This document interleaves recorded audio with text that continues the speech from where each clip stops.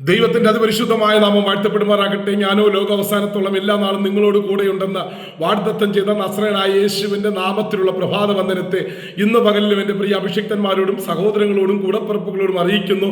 നിങ്ങൾ എല്ലാവരും സന്തോഷത്തോടും ക്ഷേമത്തോടും കൂടി ഇരിക്കുന്നുവെന്ന് ഞാൻ ദൈവത്തിൽ വിശ്വസിക്കുന്നു. വടക്കേന്ത്യയുടെ ഒരു ഗ്രാമത്തിൽ ഇരുന്നു കൊണ്ട് നിങ്ങളുടെ മുമ്പിൽ ഈ സന്ദേശം എത്തിക്കുവാൻ സ്വർഗത്തിലെ ദൈവം എനിക്കും തന്നിരിക്കുന്ന മഹാഭാഗ്യത്തെ ഓർത്ത് സ്തോത്രം ചെയ്യുന്നു. ഈ മാസങ്ങൾ തുടർമാനമായും യാത്രകളായിരുന്നു. പക്ഷേ അവിടെ എല്ലാം ദൈവം കരുതി പരിപാലിച്ചു, കാത്തു സംരക്ഷിച്ചു. വരാവുന്ന ആപത്തുകളിൽ നിന്നും അനർത്ഥങ്ങളിൽ നിന്നെല്ലാം വിടുവിച്ചു. അതിൻ്റെ എല്ലാം പുറകിൽ നിങ്ങൾ ഓരോരുത്തരുടെയും ആമേൻ സത്യസന്ധമായ പ്രാർത്ഥനകളാണ്. ഇനിയും തുടർമാനമായ പ്രാർത്ഥനകൾ ആവശ്യപ്പെട്ടുകൊണ്ട് എല്ലാ ദിവസവും ധ്യാനിക്കുന്ന പോലെ തിരുവചനത്തിലേക്ക് നമുക്ക് നേരിട്ട് പ്രവേശിക്കാം. അതിനാധാരമായിട്ട് സങ്കീർത്തനം 121 അതിൻ്റെ 1ഉം 2ഉം വാക്യങ്ങൾ വായിക്കുന്നത് ശ്രദ്ധയോടെ കേൾപ്പിൻ. ഞാൻ എൻ്റെ കണ്ണ് പർവ്വതങ്ങളിലേക്ക് ഉയർത്തുന്നു, എനിക്ക് സഹായം എവിടെ നിന്ന് വരും? എൻ്റെ സഹായം ആകാശത്തെ ഭൂമിയെ ഉണ്ടാക്കിയ യഹോവയിൽ നിന്ന് വരുന്നു.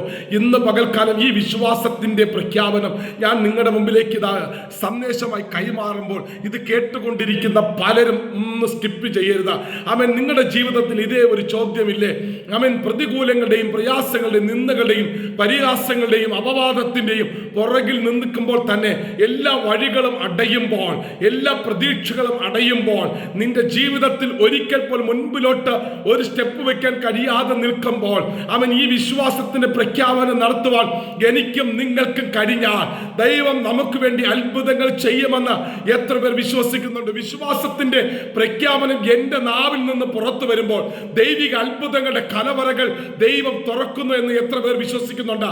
ഇവിടെ ഇതാ ഭക്തൻ വിളിച്ചു പറയുന്നു, ഞാൻ എൻ്റെ കണ്ണ് പർവ്വതങ്ങളിലേക്ക് ഉയർത്തുന്നു, എനിക്ക് സഹായം എവിടെ നിന്ന് വരും? ആമേൻ. പകച്ചു നിൽക്കുന്ന ജനത്തിന്റെ നടുവിൽ ആമേൻ മോശയെ വിധിച്ചുകൊണ്ട് നിൽക്കുമ്പോൾ പുറകിൽ ഫറവോന്റെ സൈന്യം, രണ്ടു വശത്തും ബാശാൻ മലനിരകൾ, മുൻപിൽ ചെങ്കടൽ, ഇതിന്റെ മുമ്പിൽ കുറ്റം പറഞ്ഞും പിറുപിറുത്തും അവൻ മോശയെ അസഖ്യപ്പെടുത്തുമ്പോൾ മോശ ഇതാ പർവ്വതങ്ങളിലേക്ക് നോക്കുകയാണ്, ഉയരങ്ങളിലേക്ക് നോക്കുകയാണ്. കാരണം ഞാൻ എൻ്റെ കണ്ണ് പർവ്വതങ്ങളിലേക്ക് ഉയർത്തുന്നു. അവൻ എല്ലാ പ്രതീക്ഷകളും അറ്റുപോയപ്പോൾ മോശയുടെ കണ്ണ് പോയത് താഴോട്ടല്ല, മോശയുടെ കണ്ണ് പോയത് മുകളിലോട്ടാണ്.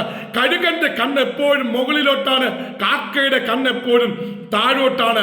നമ്മുടെ പ്രാർത്ഥനകൾ, നമ്മുടെ വിശ്വാസ പ്രഖ്യാപനങ്ങൾ അത് എങ്ങോട്ടാണ് ചെല്ലുന്നതെന്ന് നാം ഇന്ന് പകലിൽ ഒന്ന് ആത്മപരിശോധന ചെയ്യേണ്ടത് ആവശ്യമാണ്. ഇവിടെ മോശ ദൈവത്തോട് നിലവിളിക്കുന്നു, ജനം മോശയെ ഇത് അസഖ്യപ്പെടുത്തുന്നു.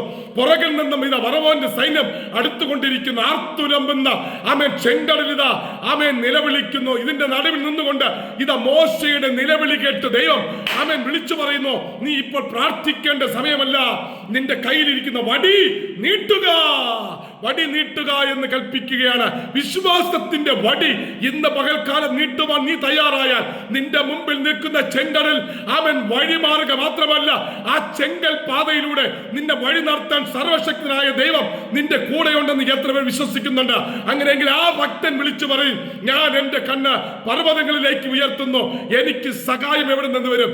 എൻ്റെ സഹായം ആകാശത്തെയും ഭൂമിയെയും ഉണ്ടാക്കിയ യഹോവയിൽ നിന്ന് വരുന്നു.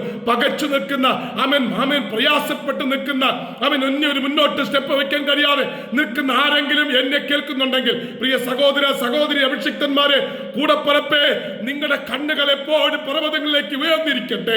നിങ്ങളുടെ ഹൃദയങ്ങൾ എപ്പോഴും ദൈവവുമായിട്ട് കണക്റ്റഡ് ആകട്ടെ.